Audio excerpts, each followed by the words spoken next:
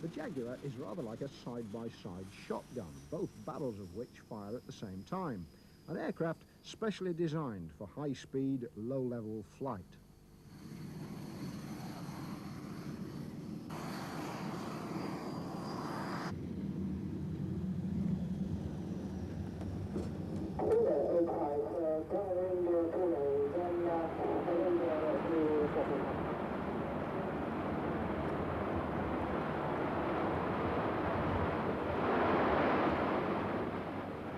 Take-off imminent, and with Bob Gardner in the dicky seat, we'll all be on the inside looking out, as well as the outside looking in.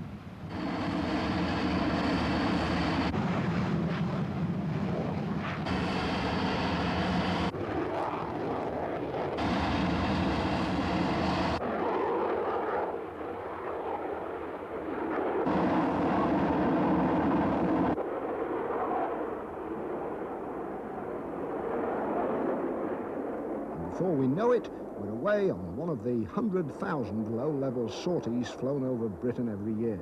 It's all a matter of super sharpening pilot skills.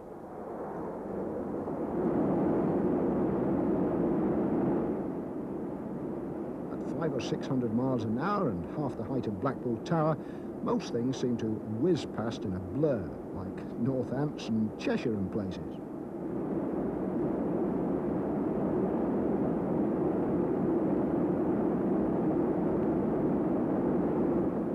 The pilot's much too busy anyway to admire the view.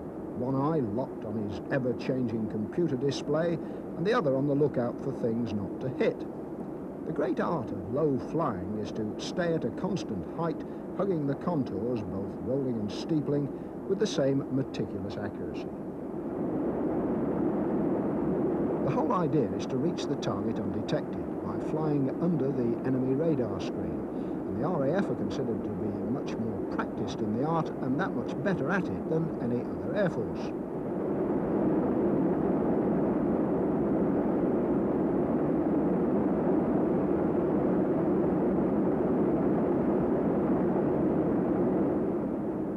The Jaguar is only one of several aircraft types, the Harrier and Tornado included, which practice low-level flying over Britain's more sparsely populated areas. A war machine so sophisticated it can automatically find and lock onto its target and tell its pilot when to release his weapons. But it still requires a great deal of nerve and skill to fly it on a constantly changing course, dodging radar and obstacles at 250 feet, or in war conditions much, much lower.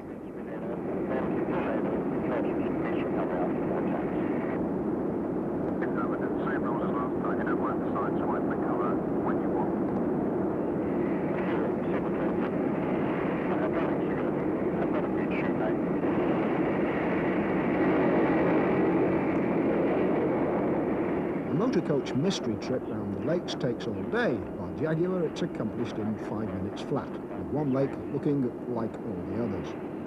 It's like riding a bullet. While you're wondering where you're going, you've gone.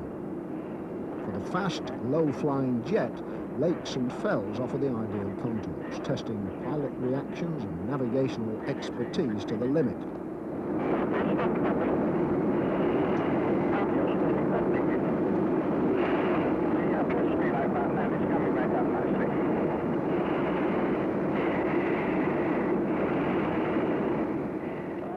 So this type of flying demands steep turns, sudden drops and perpendicular climbs, with the pilot's body stretched on the rack of vicious gravitational forces.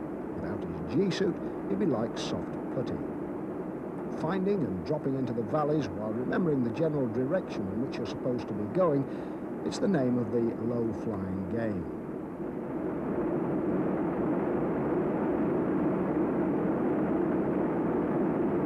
Tucked into the fells and heading north for the Spade-Adam weapons range.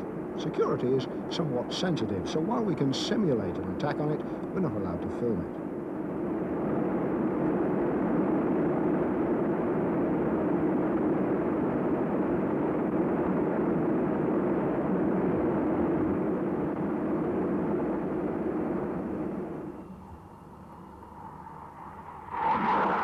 Then it's back to Wittering, to discover at debriefing if it's all been worthwhile. We proceeded over the sea up into the Lake District. The weather was deteriorating a little bit through the Lake District, but we got through there in arrow with no problems, any problems around the hills there. Good. And then up to our second target, called up Spade Island, clearance onto the range, but well, and we hit our second IP on time again. My run again fairly straightforward, a straight run over, and the features stood out very well on the map and on the ground, and I could see the missile sighting radar ahead quite well ahead.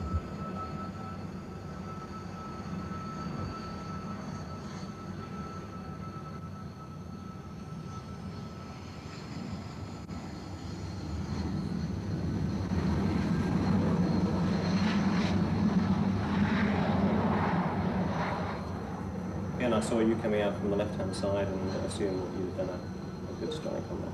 Again, we'll look at the film to prove it. All the way up to the north then, and then back down. Weather a little bit of deterioration on the hills. Overall, good mission, lots of good low flying. Weather was excellent. Both targets struck on time, and very little problems.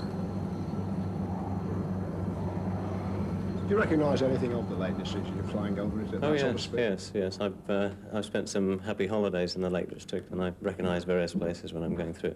But what sort of places? I mean, it's got to be pretty big to recognise it, like a lake, I suppose. Yes, you recognise the lakes, the towns that you go close to.